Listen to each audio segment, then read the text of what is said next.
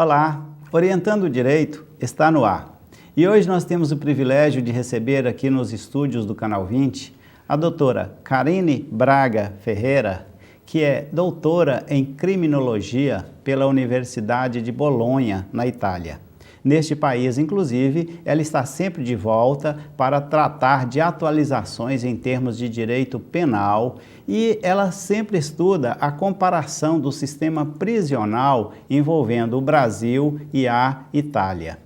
A doutora Karine é advogada em Belo Horizonte e professora aqui no Brasil. E ela vai nos falar sobre algumas espécies de crimes que envolvem as crianças. Doutora Karine, os crimes contra a infância, quais os pontos que você destacaria para nós? Bom, eu destacaria de início uma preocupação, essa preocupação com a tutela do menor, da criança e do adolescente, ela é muito recente. O primeiro tribunal, por exemplo, para o menor, específico para o menor, nos Estados Unidos é de 1899, na Itália de 1934, o próprio Estatuto da Criança e Adolescente no Brasil é de 1990, né? A primeira defesa que foi feita, para se ter uma ideia, para a criança e adolescente, nos Estados Unidos, de duas crianças que foram abusadas e maltratadas pelos pais. Quem entrou em defesa, quem insurgiu-se, né, para defender essas crianças foi a Sociedade de Prevenção da Crueldade contra os Animais. Ou seja, só equiparando a criança ao animal é que se conseguiu começar uma real e efetiva proteção e tutela do menor. As principais, nós falamos sempre dos 3 P's, que é a pornografia, a pedofilia e a prostituição infantil. No Brasil,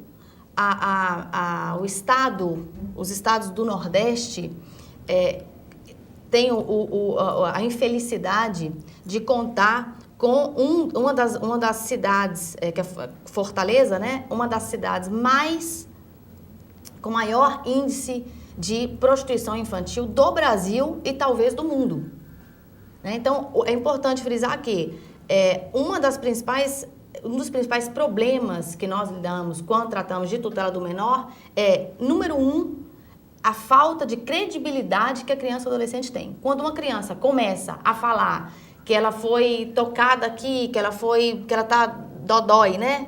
Normalmente eles falam para as psicólogas, psiquiatras, em órgãos sexuais, a tendência natural é não acreditar na criança. Então, os psicólogos, os psicoterapeutas, as psiquiatras, os juízes do menor, na Itália, também no Brasil, o que eles mais...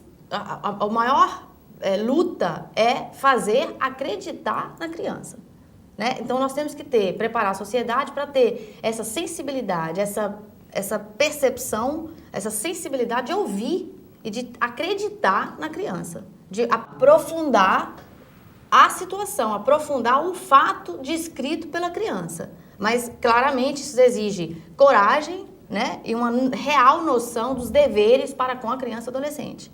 Porque, efetivamente, vai mudar a condição da família. Se você for pesquisar a fundo, né, for investigar a fundo uma denúncia, uma reclamação da criança nesse sentido, que um tio, que um avô, que o pai, que o padrasto, que a madrasta está abusando ou está maltratando a criança. Exige muita coragem do responsável pela criança, porque, efetivamente, vai mudar a condição daquela família, né? Vai vir à tona fatos, às vezes, indesejados e infelizes para aquela família. Então, depende muito da noção e da consciência do tutor ou do responsável pela criança aprofundar, né, e defender efetivamente essa criança. Doutora, recentemente você fez uma palestra envolvendo inclusive os policiais da cidade, falando exatamente sobre o sistema prisional. E você deu algumas definições lá que eu gostaria que você falasse para o nosso telespectador, que são as diferenças entre pedofilia e pedopornografia. Sim. Tem-se uma confusão nos termos, porque pedofilia, a própria origem é um pouco já confusa de si, né? Que vem do grego, que é afeição, o amor pela criança. A pedofilia, então, descrita, é catalogada como uma parafilia em termos psiquiátricos. O que é parafilia? É uma disfunção é um desvirtuamento da libido sexual do sujeito, ou seja, ele direciona o objeto sexual de desejo dele é anormal, que é representado pela criança e pelo adolescente, como tem zoofilia, que o objeto sexual anormal é representado por animais, necrofilia, que o objeto sexual anormal é direcionado a cadáveres, mas a pedofilia, ele não é descrita, ele não é tipificado no Código Penal, não existe a descrição objetiva do termo pedofilia. Por quê? Porque ela não é caracterizada como um crime. Ela é parafilia é uma disfunção psiquiátrica na libido do sujeito. A libido é direcionada para o objeto sexual normal, que é a criança e adolescente.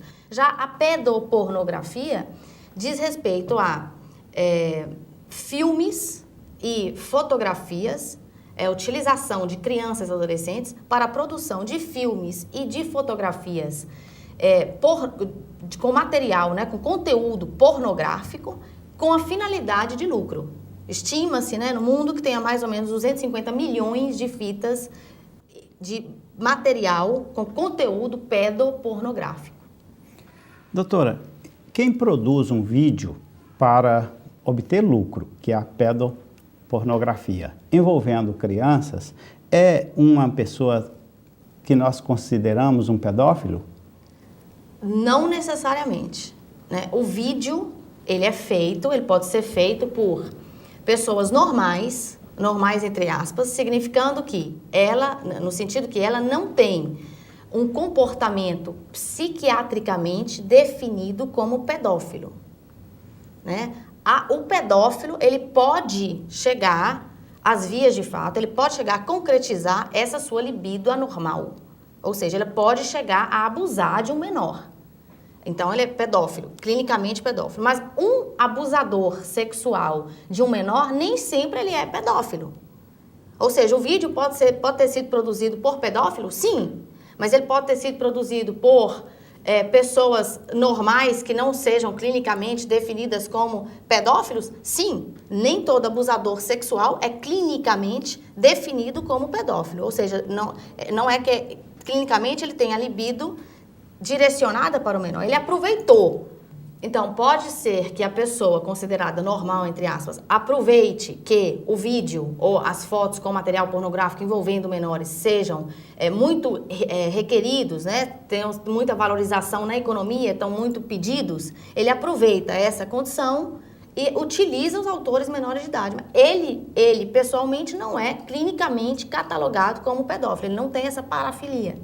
Doutor, e a questão da cyberpedofilia? As pessoas normalmente usam a internet para transmitir essas imagens e pegar exatamente as crianças para envolver nas suas anormalidades sexuais. Quais são os principais conselhos que você tem, a sua visão do assunto e a questão legal e criminal sobre o assunto? Bom, a cyberpedofilia é um problema grandíssimo de se combater, de se prevenir, exatamente porque utiliza um instrumento que atua em nível mundial, né, que é o computador.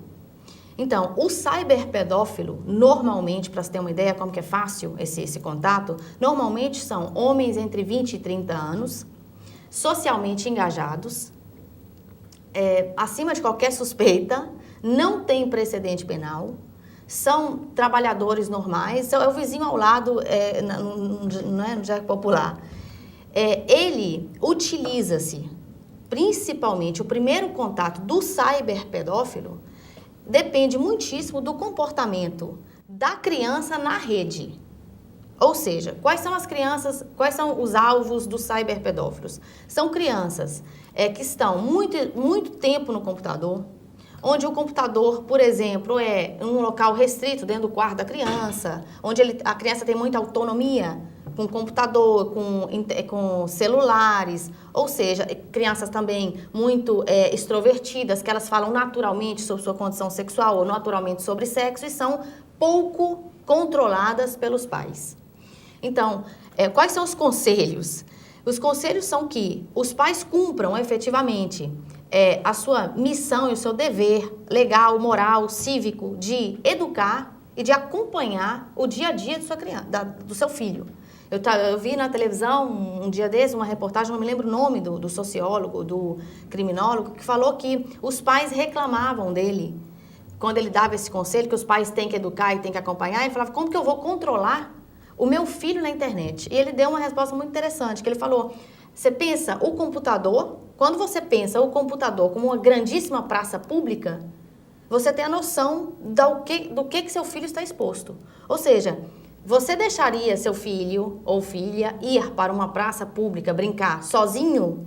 É a mesma coisa. O computador, a sala de bate-papo tem como uma grandíssima praça pública em nível global. Todas as informações e os dados que a criança fornece para esse amigo virtual está disponibilizada em nível mundial. Então, é muito fácil do cyberpedófilo utilizar esses dados para o crime. Como que essa pessoa atrás do computador se mascara para atrair essa criança? Bom, a criança, ela usa o computador mais ou menos por 3, 4 horas, considerando, por exemplo, uma criança que usa o computador por 2 ou 3 horas sem controle por dia, né? Sem uma efetiva controle dos pais. Como que o cyberpedófilo faz esse contato? Primeiro, ele entra na rede como coetâneo da criança. Ele finge que ele tem mais ou menos a mesma idade da criança. Então, ele fala de filmes, de desenhos animados, ele fala de música, ele fala de assuntos que interessam a criança, que fazem parte do cotidiano da criança, do mundo, né, da infância. Depois disso, ele aprofunda essa amizade, porque ele utiliza dessa solidão, né? Ele se finge melhor amigo dessa criança, ele quer se tornar o melhor amigo dessa criança. Então, ele fala de assuntos que interessam a ela. Depois, ele começa a aprofundar a amizade. Como que é isso? Ele pega número de celular, começa a mandar foto e pedir foto para a criança, começa a mandar foto, talvez, de menores com pouca roupa para a criança, para induzi-la a pensar que isso é normal nas crianças, e começa a pedir também foto dela até efetivamente, né, que já aconteceu, é o que acontece, de marcar um encontro com ela. Então, utiliza-se dessa condição da criança e desse tempo que ela tem disponível e sem controle, porque ele pede sempre segredo, isso é um segredo nosso, esse nosso encontro é um segredo. Ou seja, ele utiliza de uma solidão e de um espaço de tempo não controlado pelos pais da criança e atua nesse espaço de tempo. Então, é muitíssimo importante esse controle e essa comunicação dos pais com os filhos para não deixar margem, para não dar margem, para não existir essa brecha de comunicação e essa solidão, entre aspas, né, da criança. E essa nova lei trouxe, inclusive, uma referência explícita às atualidades de internet, citando inclusive sala de bate-papo, não é isso? Exato, o legislador foi muitíssimo sensível para esse tema e citou literalmente a palavra, né, salas de bate-papo da internet. Um detalhe que eu gostaria de obter de você. Você, como uma estudante, uma estudiosa dessa área de criminologia, certamente você tem alguns conceitos e alguns conselhos que poderia passar para o nosso telespectador envolvendo este tema desse assunto, dessa nossa conversa. Primeiramente, o que eu falei antes, essa necessidade de uma nova sensibilização, de acreditar no que a criança está falando, de pesquisar, de ir a fundo quando uma criança denuncia ou quando uma criança te fala e você percebe um maltratamento ou um abuso em relação ao menor. Ou seja, vai a fundo na denúncia silenciosa, às vezes, né, do menor. Depois esse controle, esse dever, esse controlar de uma forma saudável, logicamente, mas que exista um efetivo controle do que o seu filho, o seu sobrinho, o seu neto, o seu vizinho está fazendo. De onde ele vai, com quem ele fala.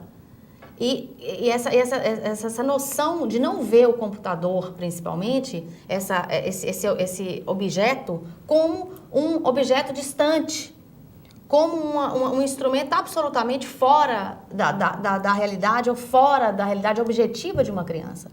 Né? Ele faz parte da realidade da criança, então ele precisa ser controlado, você precisa saber onde que ela está, com quem que ela está falando, né? Desconfiar, ter uma malícia maior, quando principalmente ela utiliza demais o computador, quando ela tem um computador em um espaço fechado dentro do quarto, quando não tem passagem de adulto, ou quando ela tem o celular dela, de vez em quando dá uma checada, dá uma controlada sutil nas mensagens.